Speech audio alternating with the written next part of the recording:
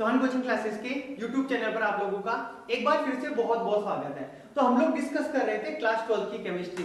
इसके अभी तक इससे पहले भी बहुत सारे पार्ट कंप्लीट हो चुके हैं। यदि कोई स्टूडेंट इस चैनल के ऊपर पहली बार आया है तो वो प्लीज इस चौहान कोचिंग क्लासेस की प्लेलिस्ट में जाएं। उस प्लेलिस्ट के अंदर से क्लास 12 का जो सॉल्यूशन वाला जो अपने पास टॉपिक है, जो प्लेलिस्ट है, उसको सेलेक्ट करें और पीछे वाली सारी वीडियोस को आप लोग प्लीज एक बार कंप्लीट तरीके से चेक कर दें।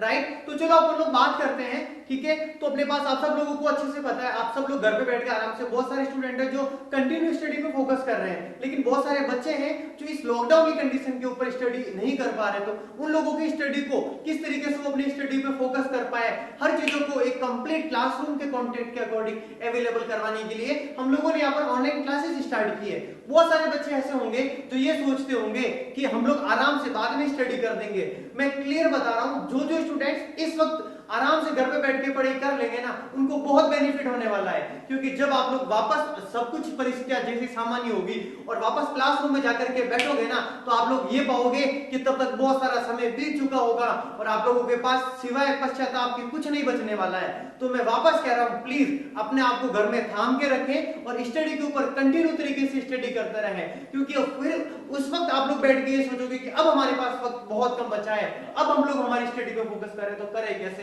तो आप लोगों का बहुत नुकसान होने वाला है। इसीलिए जो मौका मिल रहा है ना आप लोगों को यहाँ पर ऑनलाइन बैठ करके आराम से घर पे बैठ के स्टडी करने का, प्लीज इस मौके को मत गवाइए। और आप लोग अपने साथ अपने जितने भी फ्रेंड्स हैं, सभी फ्रेंड्स को वीडियो को अधिक से अधिक आप लोग शेयर करो, ताकि वो लोग भी आराम से घर पे बैठ के अपनी स्टडी के ऊपर फोकस कर सके।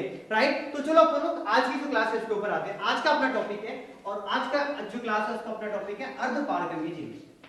अर्ध पारगम्य झिल्ली।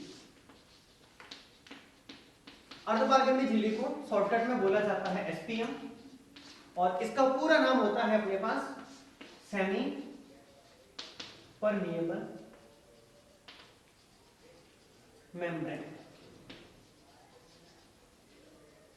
Semi permeable membrane. वापस कह रहा हूं, सुनिए प्लीज। अपना आज का टॉपिक है अर्ध पारगम्य झिल्ली। उसको शॉर्टकट में क्या बोलेंगे अपन लोग? यस, शॉर्टकट में क्या बोला जाएगा? एसपीएम बोला जाएगा। यानी अपन लोग क्या बोलेंगे इसको? एसपीएम का पूरा नाम यदि आप लोगों से पूछ ले तो आप लोग क्या बोलने वाले हो? Semi permeable membrane. क्या बोलोगे आप लोग? Yes, semi permeable membrane. तो अपन लोग बात करते हैं अर्ध पारगम्य झिल्ली की डेफिनेशन क्या होती है, इसकी जो परिभाषा वो क्या होती है। तो परिभाषा को, डेफिनेशन को कंप्लीट करने से पहले फर्स्ट ऑफ ऑल अपन लोग है ना शब्दों के ऊपर जाते हैं। बहुत सारी चीजें यदि हम लोगों को शब्द समझ में आ गए ना तो टॉपिक इजीली समझ में आ जाएगा। बात समझ में आ रही है आप लोगों को? टॉपिक को आसान करने का जो सबसे आसान तरीका वो क्या है? शब्दों को समझिए। अब देखो शब्दों को कैसे समझना, सुन लो। आगे वाला वर्ड आ रहा है पहले अर्ध, और अर्ध का मतलब क्या होता है? आधा। फिर वर्ड आ रहा है पारगम्य, यानी पार हो जाता है, और वो अपने पास कौन एक प्रकार की झिल्ली है, यानी ऐसी झिल्ली जिसमें से आधा क्या हो जाता है? पार हो जाता है। अब अपन लोग बात करेंगे कि ये आधा क्या है। राइट, प्लीज बाय कॉन्सेप्ट आ जाओ। ठीक है, और अपन लोग फोकस करते हैं। बात चल रही है विलियन के बारे में। तो विलियन के कुल कितने भाग होते हैं अपने पास? तो अपन लोग क्या बोलेंगे कि एक भाग तो कौन सा होता है अपने पास? विलय, और एक भाग कौन सा वाला होता है अपने पास? यस, तो क्या बोलेंगे अपन लोग? विलायक। Right, please by concept focus करें। एक भाग तो क्या होता है? विलय होता है, और जो सेकंड पार्ट है वो क्या होता है? विलायक होता है। अब सुनना ध्यान से, विलियन के दो भाग हो गए, एक विलय हो गया, दूसरा विलायक हो गया। एक भाग तो क्या होगा? इस झिल्ली के अंदर से होकर के क्या हो जाएगा? पार हो जाएगा। लेकिन एक विलायक क्या हो, एक जो पदार्थ है वो क्या होने वाला है? एक जो भाग है वो क्या होने वाला है? इस झिल्ली के अंदर से पार होने वाला नहीं है। बात समझ में आ गई? यानी आधा तो क्या हो जाएगा? पार हो जाएगा, लेकिन आधा पार होने वाला नहीं है। अब बात ये आती है कि कौन पार हो जाएगा। तो मैं कह रहा हूं प्लीज एक बार यह ध्यान रखें, विलायक पदार्थ झिल्ली से क्या हो जाता है? पार हो जाता है, लेकिन जो विलय पदार्थ होता है वो उसके अंदर से पार नहीं होता है। यानी जो अधिक मात्रा में होगा वो तो क्या हो जाएगा? पार हो जाएगा, लेकिन जो कम मात्रा के अंदर वो पार होने वाला नहीं है। जैसे मैं आप लोगों को एक प्रैक्टिकली एग्जांपल बताता हूं, बात को समझना। अपन लोग चाय बनाते हैं, चाय के अंदर क्या क्या मिक्स किया जाता है? तो क्या बोलेंगे? दूध लेते हैं, पानी लेते हैं, उसके अंदर अपन लोगों ने क्या कर दिया? शक्कर भी मिक्स कर दी, अदरक भी मिक्स कर दी, और चाय की पत्ती भी मिक्स कर दी। राइट, तो जो अधिक मात्रा में, यानी जो पानी और जो दूध है, वो दूध क्या है? अधिक मात्रा में, तो दूध तो अपने पास क्या कहलाएगा? तो क्या बोलेंगे? विलायक। जैसे चाय कंप्लीट हो जाएगी, चाय बन जाएगी, तो आप लोग मुझे बताओ अपन लोग क्या करते हैं? चाय को सीधा पी लेते हैं या पहले छलनी से अपन लोग उसको छानने का काम करते हैं? यस, तो अपन लोग क्या करेंगे, पहले उसको छानने का काम करेंगे। तो आप लोग ये समझ ले, एक प्रकार के अर्धपारगम्य झिल्ली है ना, वो अपनी छलनी के जैसी है।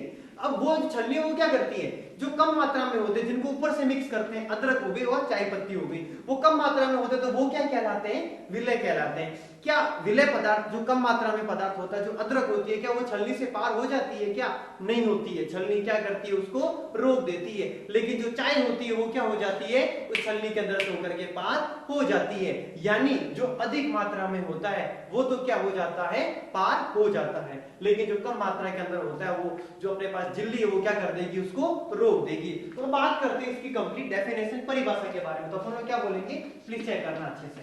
ऐसी झिल्ली, ऐसी झिल्ली जो अपने में से होकर विलायक के अणुओं को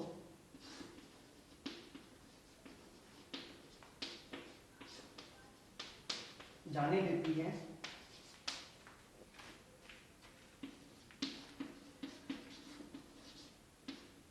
लेकिन विलय के अणुओं को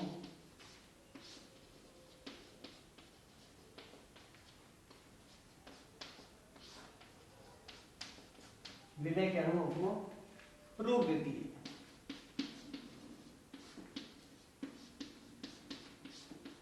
विलय के अणुओं को क्या कर देती है, रोक देती है। तो ऐसी जो झिल्ली है वो अपने पास क्या कहलाती है, एसपीएम, यानी कि अर्धपारगम्य झिल्ली कहलाती है। तो इसकी कंप्लीट डेफिनेशन क्या हो जाएगी अपने पास, ऐसी झिल्ली जो अपने में से होकर के क्या करती है, विलायक के अणुओं को तो क्या कर देती है, जाने देती है।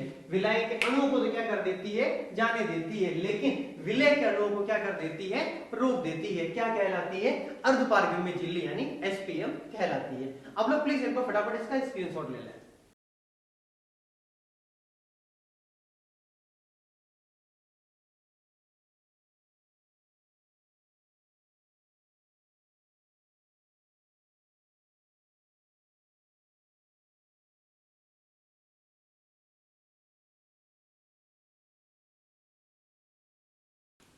हेलो स्टूडेंट्स, तो हम लोगों ने अभी बात की थी आप लोगों के सामने अर्धपारगम्य झिल्ली यानी एसपीएम के बारे में। अब बात करेंगे अपना अगला टॉपिक, वो है परासरण। अपना अगला टॉपिक है परासरण, और परासरण को इंग्लिश में बोलते हैं ओस्मोसिस। ओस्मोसिस, परासरण को इंग्लिश में क्या बोला जाता है, तो क्या बोलेंगे, ओस्मोसिस। अब देखो ध्यान से, वापस कह रहा हूं, सुन लेना। एग्जाम पर्पस के अकॉर्डिंग देखें ना, तो ये ओस्मोसिस वाला जो टॉपिक है वो अपने लिए बहुत इंपॉर्टेंट होता है। एग्जाम में कभी कभी 1 नंबर का जो क्वेश्चन है ना, वो डायरेक्ट पूछा जाता है परासरण क्या है। तो आप लोगों को please mentally and physically completely please आप लोगों को यहाँ टेंशन करना, और टॉपिक को अभी कभी क्लासरूम के अंदर हैंड टू हैंड याद करके फिर जाना है। बात समझ में आ गई अच्छे से, ठीक है? तो चलो आप लोग अपना पूरा फोकस यहाँ पर टॉपिक के ऊपर लगा दें। बात चल रही है परासरण के बारे में, ओस्मोसिस के बारे में। तो आप लोगों को मैं यहाँ पर है ना 2 से 3 डेफिनेशन बताने वाला हूँ, 2 से 3 परिभाषाएं पढ़ेंगे, और आप लोगों को जो है ना डेफिनेशन आप लोगों को आसान लगती है उसको आप लोग कंप्लीट कर देना, राइट? तो चलो सबसे पहले बात करते हैं फर्स्ट डेफिनेशन के बारे में। मैं आप लोगों को पहले इसके अंदर एक नॉर्मल इसका पूरा चित्र बना के दिखा लेता हूँ। ये इसके बीच में एसपीएम है, यानी अर्धपारगम्य झिल्ली, एसपीएम अर्धपारगम्य झिल्ली। इसके इस साइड में अपने पास कौन वो भरा हुआ, तो क्या बोलेंगे अपन लोग, शुद्ध विलायक भरा है, शुद्ध विलायक। और इस तरफ जो भरा हुआ है वो है विलयन। बात को समझ लेना प्लीज अच्छे से।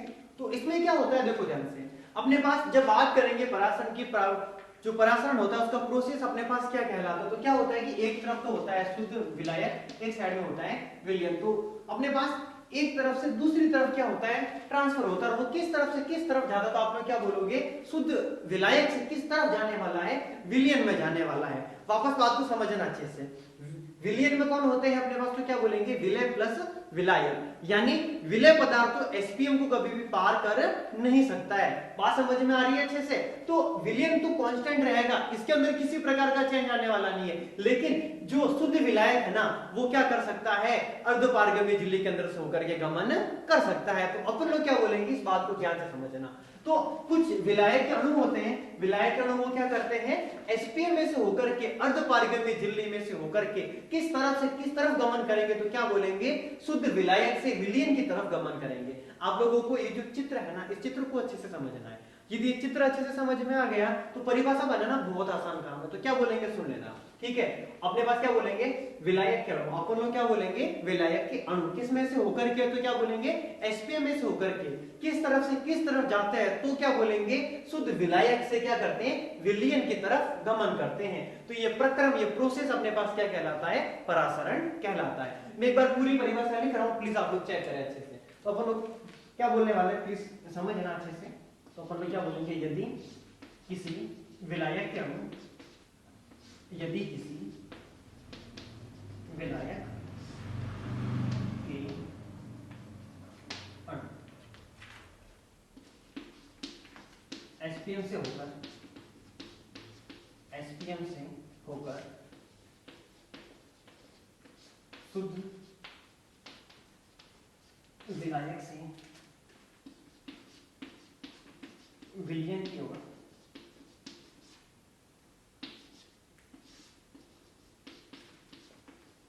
गमन करते हैं,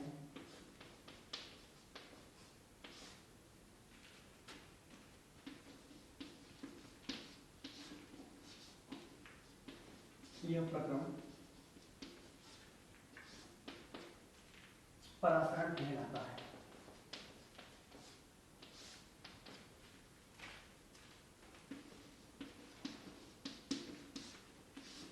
यह प्रक्रम ही अपने पास क्या कहलाता है, परासरण कहलाता है। पापा समझना प्लीज, इसकी फर्स्ट डेफिनेशन बहुत इंपॉर्टेंट है, एग्जाम में आ जाता। आप लोगों को पहली परिभाषा तो आप लोगों को कंप्लीट याद करनी ही करनी है। बात समझ में आ गई अच्छे से। तो देखो अपन लोग परासरण की डेफिनेशन क्या बोलेंगे सुन लेना। यदि किसी विलायक के अणु, क्या बोलेंगे, यदि किसी विलायक के अणु किसमें से होकर के, एसपीएम में से होकर के किस तरफ गमन करते हैं, तो शुद्ध विलायक से क्या करते हैं, विलयन की तरफ गमन करते हैं। तो ये प्रक्रम ही अपने पास क्या कहलाता है, परासरण कहलाता है। अब इसकी सेकंड डेफिनेशन समझना आप लोग।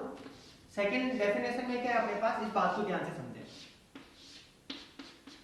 ये तो अपने पास कौन हो चुकी है, एसपीएम। एक तरफ अपने पास होगा तनु विलयन, एक तरफ अपने पास होगा सांद्र विलयन, राइट। तो इसमें क्या होने वाला है कि अपने पास ये क्या करने वाला है, विलायक के अणु तनु विलयन से कौन से विलयन की तरफ गमन करने वाला है, सांद्र विलयन की तरफ गमन करने वाला है। मैंने यहाँ पर सिर्फ शॉर्टकट के अंदर लिखा है, आप लोगों को पूरी डेफिनेशन पता होनी चाहिए। तो आप लोग चेक करें किस प्रकार से, जो ऊपर वाली डेफिनेशन है वो डिट्टो सेम है, बस आप लोगों को ये चेंज करना है।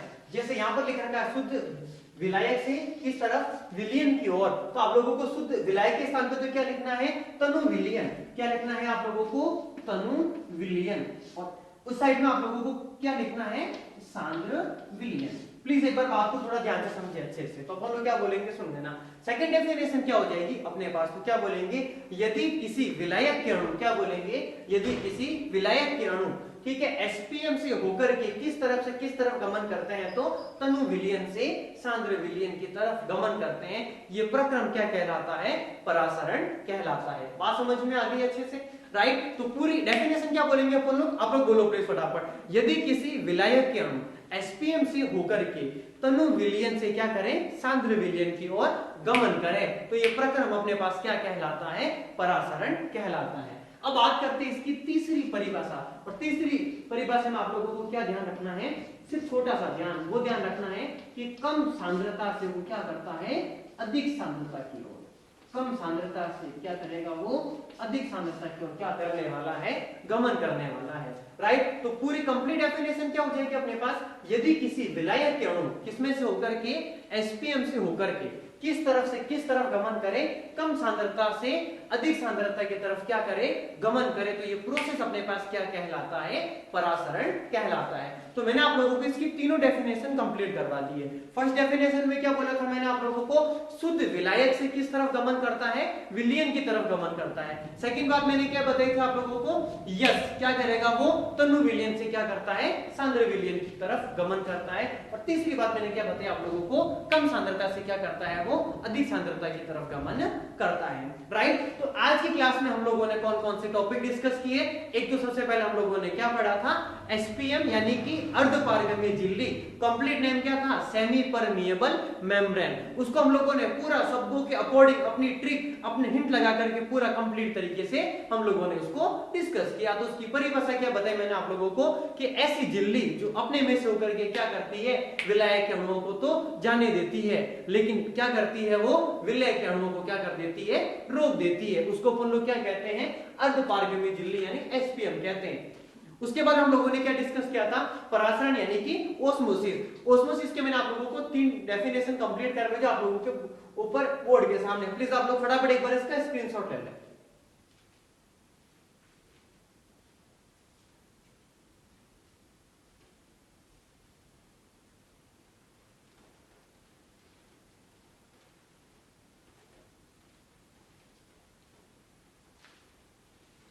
हाँ, तो आज की क्लास में हम लोगों ने डिस्कस किया था सबसे पहला टॉपिक कौन सा वाला, अर्धपारगम्य झिल्ली, ओस्मोसिस वाला, सॉरी अर्धपारगम्य झिल्ली वाला, एसपीएम यानी semi permeable membrane. Second topic start किया था हम लोगों ने परासरण। उस टॉपिक को भी हम लोगों ने हिंट के अकॉर्डिंग पूरा का पूरा कंप्लीट किया, राइट। तो आज की क्लास को हम लोग यहीं पे खत्म करेंगे। तब तक के लिए सब लोग हंसते रहे, मुस्कुराते रहे और देश की तरक्की में अपना योगदान दें। जय हिंद, वंदे मातरम।